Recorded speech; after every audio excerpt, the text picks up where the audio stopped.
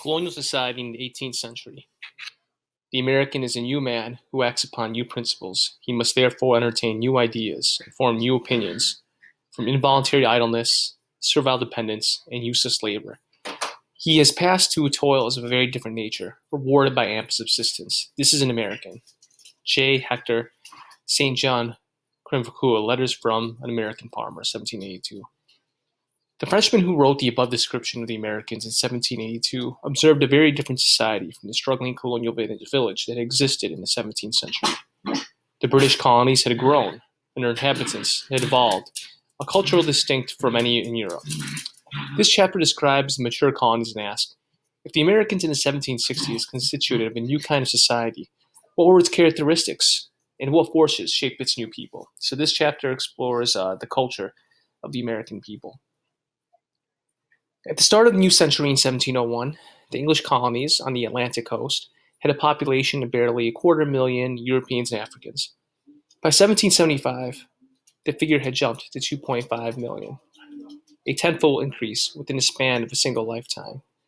Among African Americans, the population increase was even more dramatic, from 28,000 in 1701 to 500,000 in 1775. The spectacular gains in population during this period resulted from two factors: immigration of almost 1 million people, and a sharp natural increase caused chiefly by a high birth rate among colonial families. An abundance of fertile American land and a dependable food supply attracted thousands of European settlers each year and also supported the rising large families. So you're getting large degrees of immigration. There's a lot of pull factors, food, an abundance of food in the New World, and also you're also getting a high birth rate. It's also important to look at the African American population. It's growing dramatically, and that's a result of the expansion of slavery. European immigrants. Newcomers to the British colonies came not only from England, Scotland, Wales, and Ireland, but also from parts of Western and Central Europe. Many immigrants, most whom were Protestants, came from France and Germany, speaking kingdoms and principalities. The motives for leaving Europe were many. Some came to escape religious persecution and wars. Others sought economic opportunity, either by farming new land or setting up a shop in colonial town as an artisan or merchant.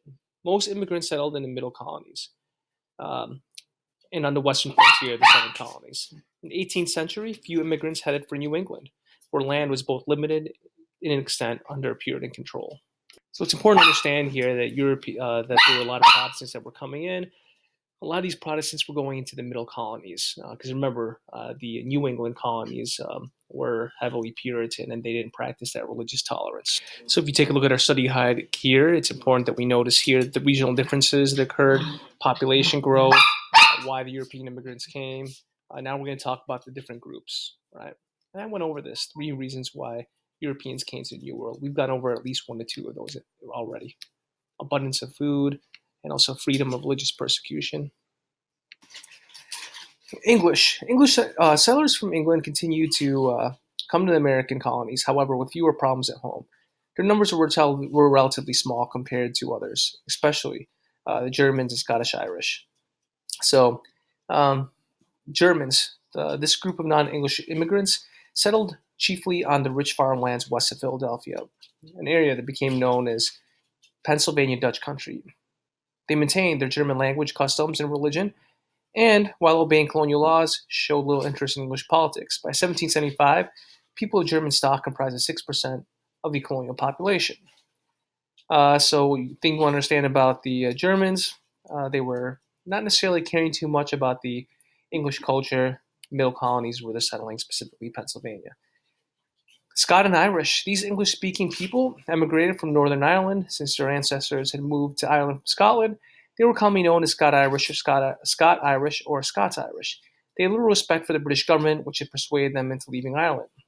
Most settled along the frontier in the western parts of Pennsylvania, Virginia, the Carolinas, and Georgia. By 1775, they comprised of 7% of the population. So once again, you're seeing this growing trend of people that don't see themselves necessarily related to the British monarchy or showing their allegiance to the British monarchy. Other immigrants included French Protestants, the Huguenots, the Dutch, and the Swedes. These groups made up 5% of the population of all colonies in 1775. So, once again, Protestants, French, not necessarily showing their loyalty to royalty. Africans, the largest single group of non-English immigrants, did not come to America by choice. They were Africans or descendants of Africans who had been taken captive, forced into European ships, sold as enslaved laborers to southern plantation owners and other colonists. Some Africans were granted their freedom after years of forced labor. Outside the South, thousands of Africans worked at a broad range of occupations, such as being a laborer, bricklayer, or blacksmith. Some of these workers were enslaved and others were free wage earners and property owners. Every colony, from New Hampshire to Georgia, passed laws that discriminated against African Americans and limited their rights and opportunities. So the largest group of immigrants that you're getting during this time, of course, were forced immigrants. They were They were Africans that were engaged in the triangular slave trade. Um, so even if they were free, which was rarely the case, they did not have equal rights.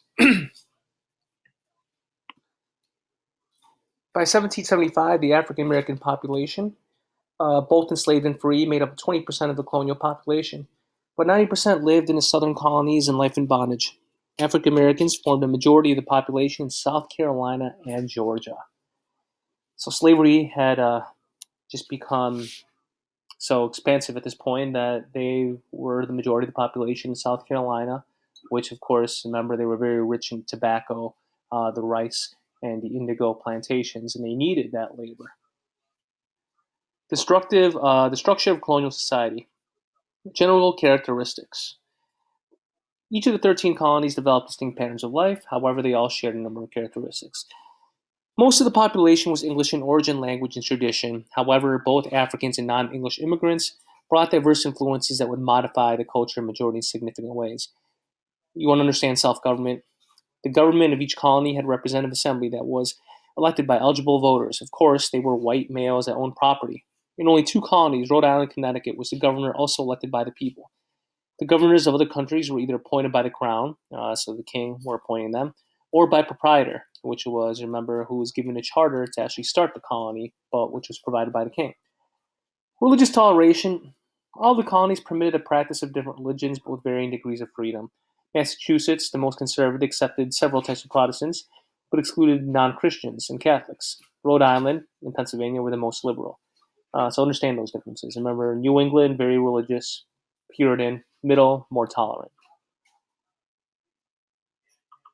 No hereditary or aristocracy.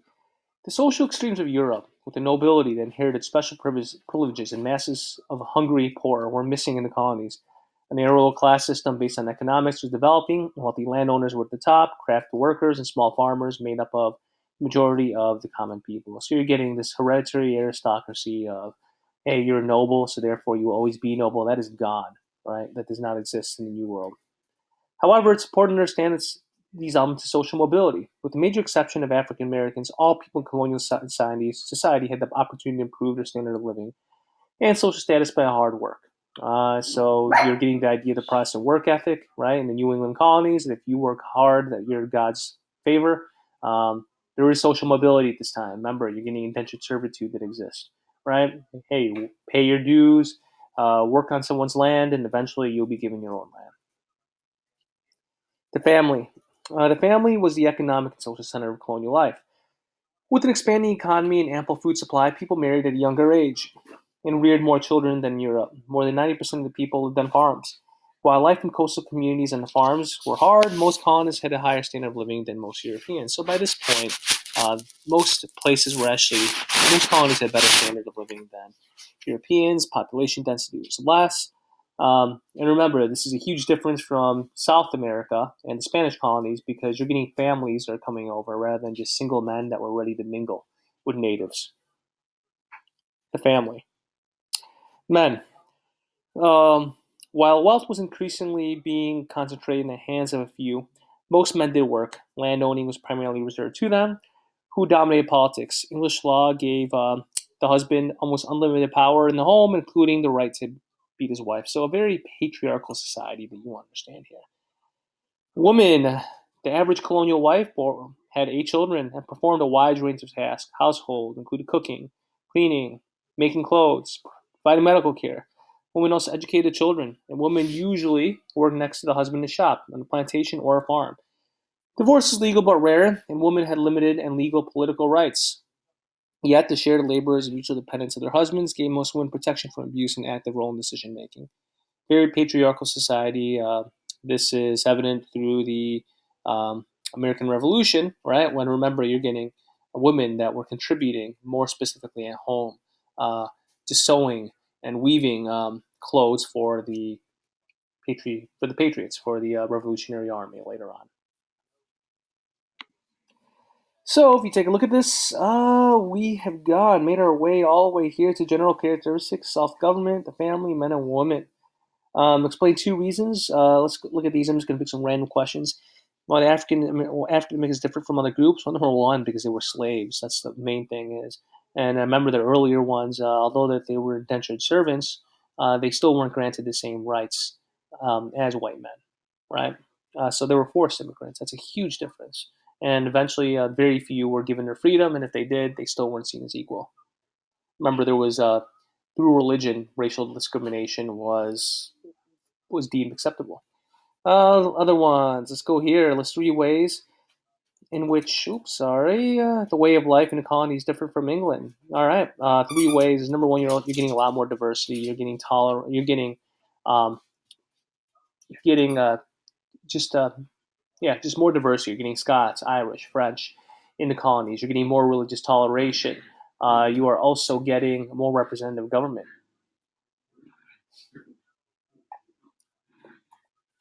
Three ways different from modern society. I'll let you do that one. Obviously, we're a lot less patriarchal. Um, but let's go through this. The economy. By the 1760s, almost half of Britain's world trade was in the American colonies. The British government permitted limited kinds of colonial manufacturing, such as making flour or rum. It restricted efforts that would compete with English industries such as textiles. The richness of the American land and British mercantile policy produced colonies almost entirely engaged in agriculture. As the people prospered and communities grew, increasing numbers became ministers, lawyers, doctors, and teachers. The quickest route to wealth was through land, although regional geography often provided distinct opportunities for hardworking colonists. So, back to this main question, how does, you look at your study guide, how does the British colony let's see, let's click on it right here. How does British influence developing colonial economy? Well, they're encouraging agricultural because think about mercantilism. They want those raw resources. Industries were very limited because anything that competed with the mother country, it was not allowed. It was not deemed legal. So there was a lot of economic restrictions that existed. With rocky New England, with rocky soil and long winters, farming was limited to subsistence levels that provided just enough for the farm family. Most farms were small, under 100 acres, and most work was done by family members and occasional hired labor. The industrious descendants of Puritans profited from logging, shipbuilding, fishing, trade, and rum distilling. New England, think, a lot of sailors. You're looking at Boston Harbor, easy access to the sea, right? Uh, Fishing, trading, that's their main economy that they have. Middle colony, and remember here, farming is very limited because of the long winters for New England. Keep that in mind. Middle colonies, rich soil produced an abundance of wheat and corn for export to Europe and the West Indies. Farmers up to 200 acres were common, often indentured servants, hired laborers, worked within the farm family. A variety of small manufacturing developed, iron making, traditional led to the growth of cities such as Philly, New York. I want you to think about the middle colonies, the breadbasket colonies, a lot of wheat, right? Indentured servitude was present. That's going to be different from the South when you're getting slavery. Southern colonies, because of the diverse geography and climate of the southern colonies, agriculture varied greatly. Most people lived on subsistence family farms with no slaves. A few lived on large plantations, over 2,000 acres, and relied on slave labor. Plantations were self sufficient, they grew their own food and their own slave craft workers. Products were mainly tobacco in Chesapeake and North Carolina colonies, timber, and naval stores. In the Carolinas, rice and indigo. In South Carolina and Georgia, most plantations were located on rivers so they could ship exports directly to Europe.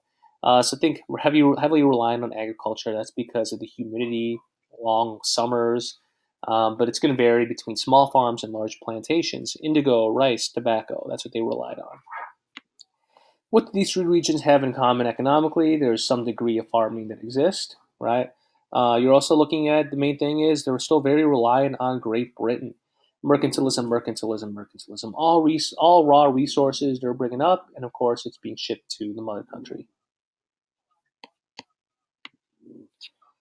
Monetary system and transportation. One way the British controlled the colonial economy was to limit the use of money. The growing colonies were forced to use much of the limited hard currency, gold and silver, to pay for imports from Britain that increasingly exceeded colonial export. To provide currency for domestic trade, many colonies issued paper money, but this often led to inflation. The British government also vetoed colonial laws that might harm British merchants. So, obviously, similarity, as stated, was mercantilism, all very reliant on GB, Great Britain. Transportation, transporting goods by water was much easier uh, than attempting to carry them over land on rough and narrow roads or trails. Therefore, trading centers such as Boston, New York, Philadelphia, and Charleston were located on the sites of good harbors and navigable rivers. Despite the difficulty and expense of maintaining roads and bridges, overland travel by horse and stage became the most common in the 18th century. Taverns not only provide food and lodging for travelers, but also served as social centers where news was exchanged and politics discussed.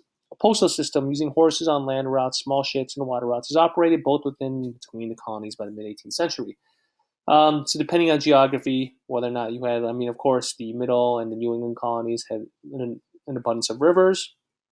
Charleston, South Carolina, of course, did as well. Um, but at this point, horse was typically the main form of transportation. Religion. Although Maryland was founded by the Catholic proprietor in large towns such as New York, Boston, attracted some Jewish settlers. The overwhelming majority of colonists belonged to various Protestant denominations.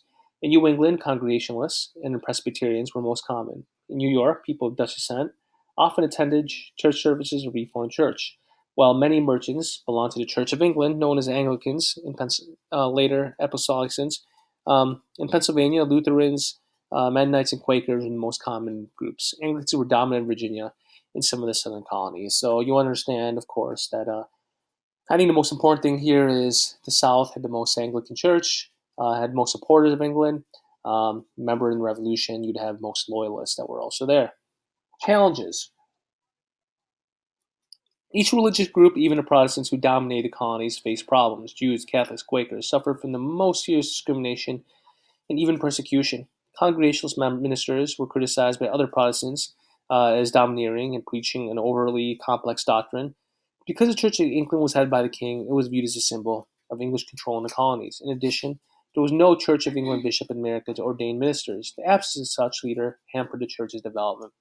So, main thing you understand here, the challenge of that many religions faced is the diversity that existed. You're getting religious discrimination as evident through the persecution of Jews, Catholics, and Quakers.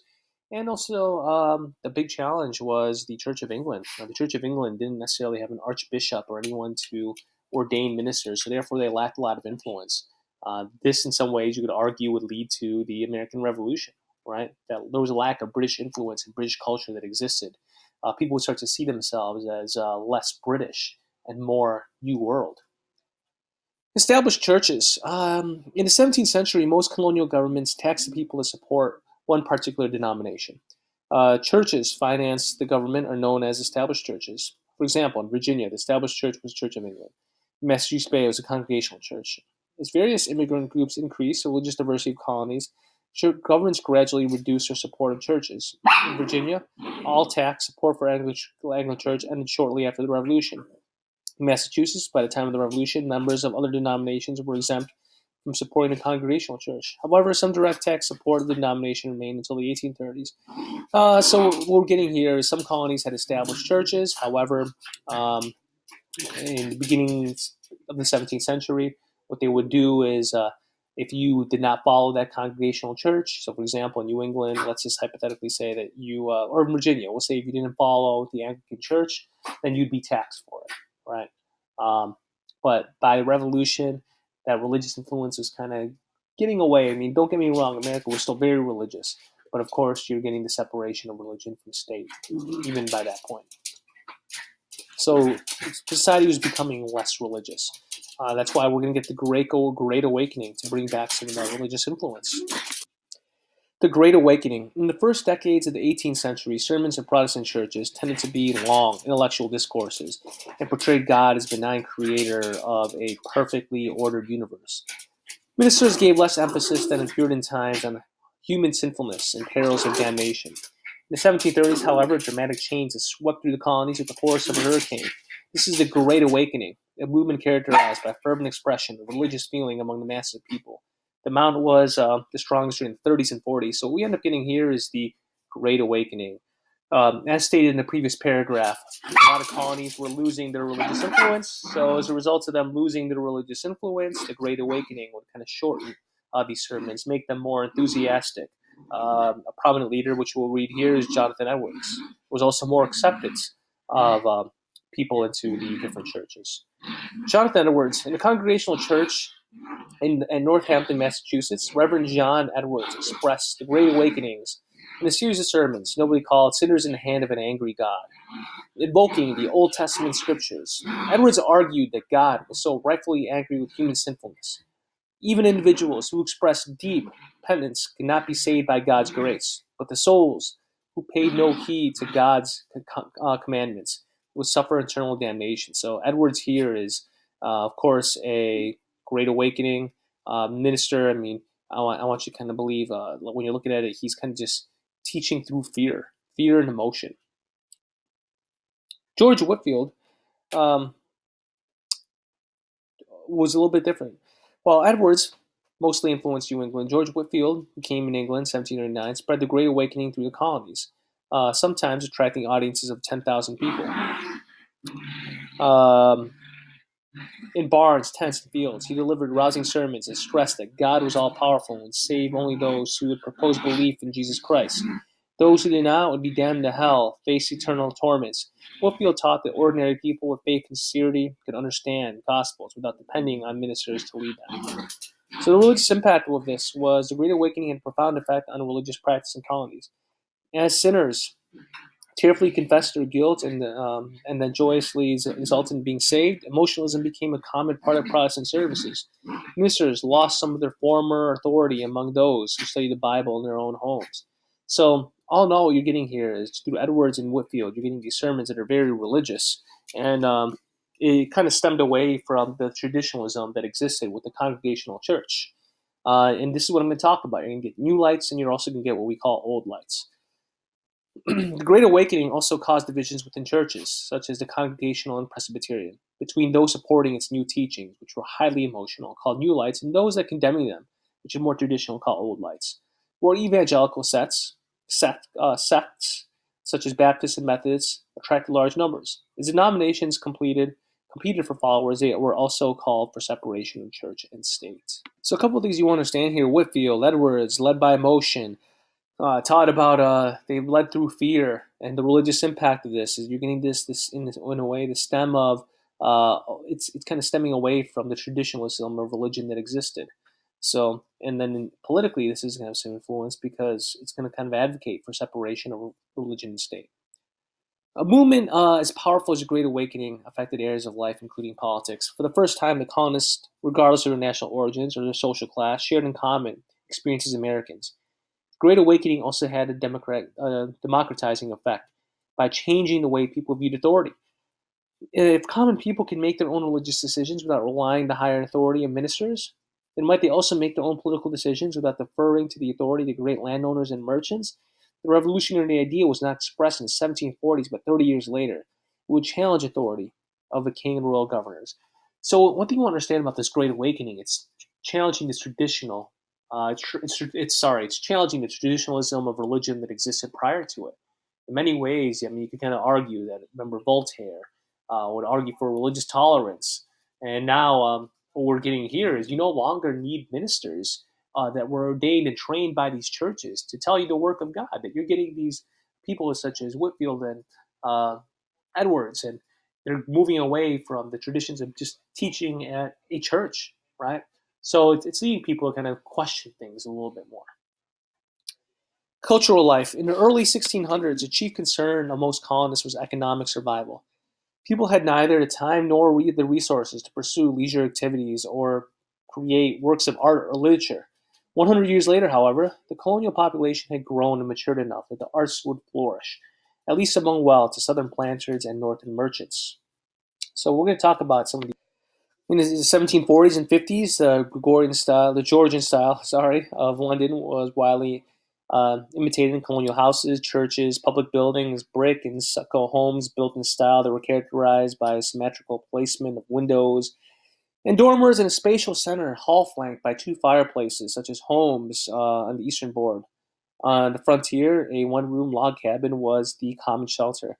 All in all, I mean, if you just put down in your notes, Georgian style that was similar to London, bam, that's good enough.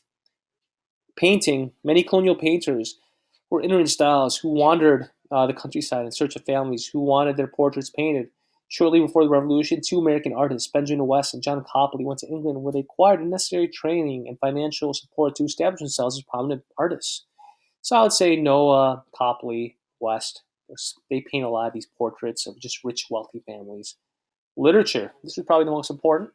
With limited resources available, most authors wrote on serious subjects, chiefly religion and politics. Now remember, right around the same time, you're also getting the Enlightenment. They were, for example, widely read religious tracts by two Massachusetts ministers, Cotton Mather and also Jonathan Edwards. In the years preceding the American Revolution, writers including John Adams, James Otis, John Dickinson, Thomas Paine, Thomas Jefferson, Adams, Otis, sorry, I read that twice, Jefferson issued political essays and treatises highlighting the conflict between American rights and English authority. Lack of support for literature did not stop everyone. The poetry of Phyllis Wheatley is noteworthy both for her triumph over slavery and the quality of her verse. By far, the most popular and successful writer of the 18th century was the remarkable jack of all trades, Benjamin Franklin. His witty aphorisms and advice were collected in Poor Richard's Almanac, a best-selling book that was annually revised in 1332 to 57. So understand there's a lot of works by the founding fathers, and they're very much influenced, remember, by Enlightenment. Most scientists, such as the botanist John Batchel in Philadelphia, were self-taught. Franklin, of course, looking at electricity, right? Education in the colonies. Basic education was very limited among the colonies. Formal efforts were directed to males since females were trained only for housework. Elementary education. In New England, the Puritans' emphasis on learning the Bible led them to create the first tax-supported school. Massachusetts law in 1647 required towns with more than 50 families to establish primary schools for boys, and towns with more than 100 families to establish grammar schools to prepare boys for college. In the Middle Colonies, schools were either church-sponsored or private. Often teachers lived with the families of their students. In Southern colonies, parents gave their children whatever education they could. So one thing you understand is most of these schools were typically religious schools. Most people that knew how to read and could actually teach it were, of course, religious ministers. The first colonial colleges were sectarian, meaning that they promoted doctrines of particular religious groups, as stated. The Puritans founded Harvard and Cambridge in 1636 in order to give candidates for ministry a proper theological and scholarly education. The Anglicans opened up William and Mary in Virginia, and the Congregationalists started Yale in Connecticut. The Great Awakening prompted the creation of 5 new colleges between 46 and 69. So once again, all of these religious institutions, of course, were mostly religious. Only one non-sectarian college was founded during this college, the College of Philadelphia, which later became the University of Pennsylvania, had no religious sponsorships. On hand for the opening ceremonies in 1765 were the college's civic-minded founders. Chief among them were Benjamin Franklin, good old Benny. During the 17th century, looking at ministry, the Christian ministry was the only profession to enjoy widespread respect among the people. Ministers were often the only well-educated, as stated. Physicians, colonists who fell prey to epidemics of smallpox and diphtheria were often treated by cures that only made them worse. One common practice was to bleed the sick, often by employing leeches or bloodsuckers, an act that doctor received little formal medical training, other than acting as an apprentice and an experienced physician. The first medical college in the colonies, of course, was as part of Franklin's idea in the College of Philadelphia. Often views as talkative troublemakers, lawyers were not common in the 1600s. In that period, individuals would argue their own cases before a colonial magistrate. During the 1700s, however, a trade expanded and legal problems became more complex. People felt a need for expert assistance in court. The most notable lawyers formed a bar, which is a committee or board. So now when they say you pass the bar, that means you're passing the committee exams. which set rules and standards for aspiring young lawyers. Lawyers gained further respect in the 60s and 70s when they argued for colonial rights. Right, so if you think about the rise of the lawyer, was more prominent during the early stages of the revolution. Some of these important lawyers, you're getting John Adams, James Otis, and Patrick Henry were three such lawyers whose legal arguments would ultimately provide intellectual underminings of the American Revolution. The press, new ideas circulated in the colonies, principally by means of a postal system and local printing presses. In 1725, only 5 newspapers existed in the colonies. In 1776, the number had grown by more than 40. Issued weekly, each newspaper consisted of a single sheet folded once to make 4 pages.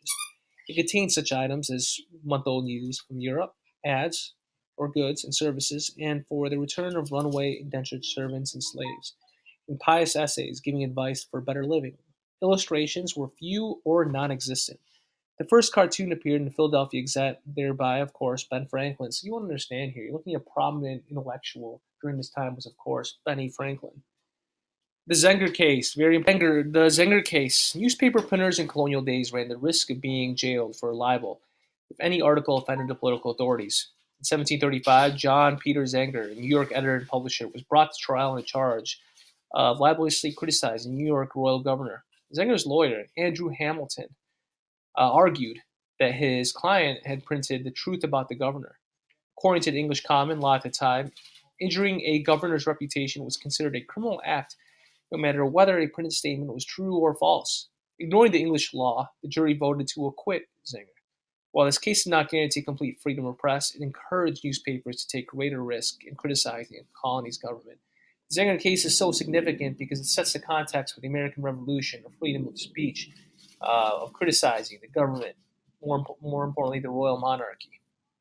So let's take a look at some of these questions here. Sorry, I kind of, went through all this. So I'm just going to pick some random ones that I think are most important. So compare the importance of education in North and South. Why were these two regions so important when it came to education? Well, I think one thing that you understand is most of these institutions are very prestigious from the North, and that's because the North was a lot more traditionalist when it came down to religion. You're getting these Puritan universities that are being set up, right? So one difference you want to understand is that most of the educated were these ministers. So from the North and the South, the differences is in the South you're going to get what we call Anglican um, institutions, while in the North you're going to get more like Puritan institutions. So it's going to vary based off of that. Compare the social hierarchy of ministers, doctors, lawyers. So ministers are going to be the most respected profession during this time. Lawyers, and then I'd say it could be doctors and lawyers. Lawyers would not make an increase in their respect up until the American Revolution or the early stages of the Revolution. And of course, that's because you're looking at colonial freedom. As life became more complex with the different styles of governments, people needed some representation. Let's see what we have here. Yeah. All right. So let's go to rural folkways. The majority of colonists rarely saw a newspaper or read a book, other than the Bible. As farmers on the frontier or even within a few miles of the coast, they worked from daylight to sundown. The farmer's year was divided into 4 ever recurring seasons: spring planting, summer growing, fall harvesting, and winter preparation for the next cycle. So, in general, it's just saying that most people were farmers. They weren't necessarily aware of the newspapers that existed. Food was usually plentiful but light, and heat in colonial farmhouse were limited to the kitchen fireplace and a few well-placed candles. Entertainment for the well-to-do so consisted chiefly of card playing, horse racing, theater going, and of course religious lectures. So, yeah, it shows you the difference in life. Remember, New England, religious, very religious.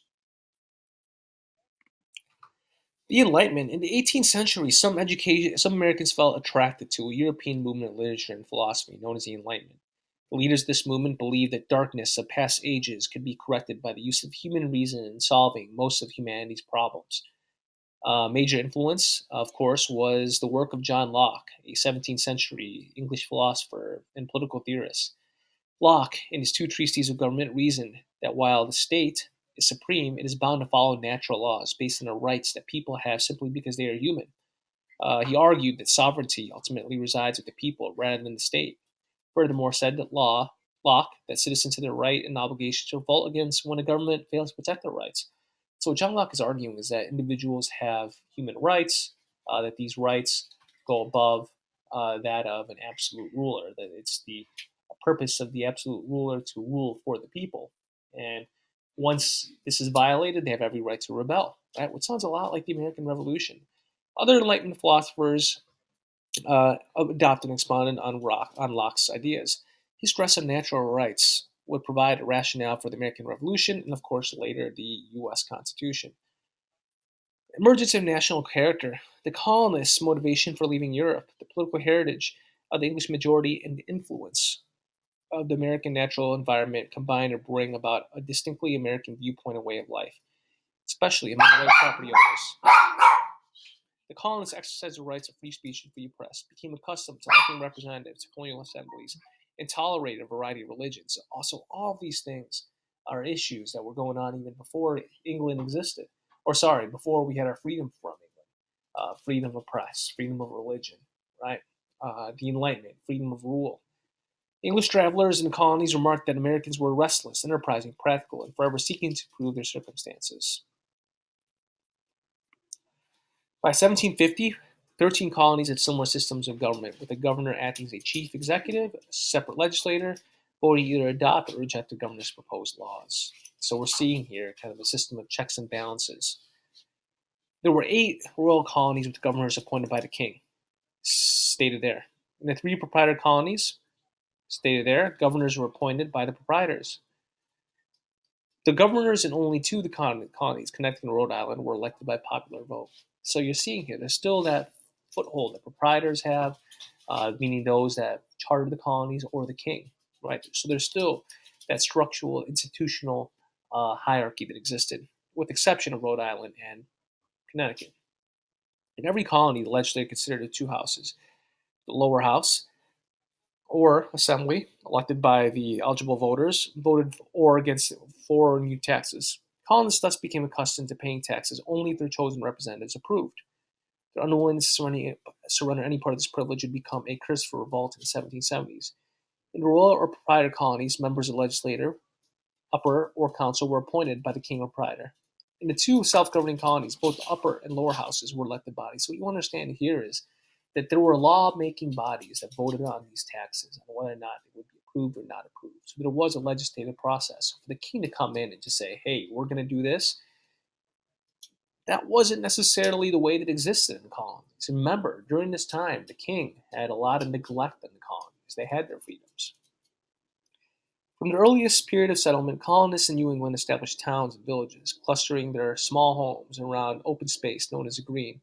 In southern colonies, on the other hand, towns were much less common, and farms and plantations were widely separated. Thus, the dominant form of local government in New England was a town meeting, in which people would regularly come together, often in church, vote directly in public issues. So what this paragraph is telling us is that there was this idea of representatives that occurred through town meetings. In southern colonies, local government was carried on by law enforcing sheriff and other officials who served a large territorial unit called a county. If democracy is defined as the participation of all people in the making of a government policy, then the colonial democracy was at best limited and partial. Those who were barred from voting, so you understand white men, poor white men, slaves of both sexes, and most free blacks, constituted a sizable majority of the colonial population who were not allowed to vote. Basically, you had to be white and own land, meaning you're rich, to vote. Nevertheless, the barriers to voting that existed in the 17th and 17th century were beginning to be removed in the 18th. Religious restrictions, for example, were removed in Massachusetts and other colonies. On the other hand, voters in colonies were still required to own at least some small amount of property. Another factor to consider, religious restrictions were taken out. Another factor to consider is the degree to which members of the colonial assemblies and governors' councils represented either a privileged elite or the larger society of citizens. The situation varied from one colony to the next. In Virginia, membership of the House of Burgesses was tightly restricted to certain families of wealthy landowners. In Massachusetts, the legislature was more open to small farmers, although there were 2 uneducated property elite held power for generations. Common people everywhere tend to defer to the betters and to depend upon the privileges for the privileged few to make decisions for them. I mean, think about this. When we look through the Declaration of Independence who signed it, these, for the most part, were all rich and wealthy men, right? I think only three of them that signed were actually farmers. Without question, colonial politics was restricted to white males only, rich white males. Even so, compared with other parts of the world, the English colonies showed a tendency towards democracy that made their political system unusual. So, although, hey, it's white males, it was white males that had religious freedom, right? That's way more than a lot of other countries had during this point. So I did hit all of these points. I read through it. So how did the Enlightenment threaten the English Empire? Well, the teachings of John Locke. I mean, John Locke is kind of arguing that. Remember that a ruler should rule to benefit those the people. That once that their human rights are violated, then the people have the right to overthrow their leader. Explain how and why the colonies, the world's most powerful empire, developed unique, independent self of governing. I mean, you could use the House of Burgesses and town halls. You're getting more representation in this compared to the rest of the nation, rest of the other worlds, right? The rest of the other nations that existed. Okay, but I think I've hit most of all these points. I would say go back to your American pageant and kind of just look at the keywords and vocabulary to make sure you have a good understanding of this. For your AP exam in 2020, you'll be able to use this as context.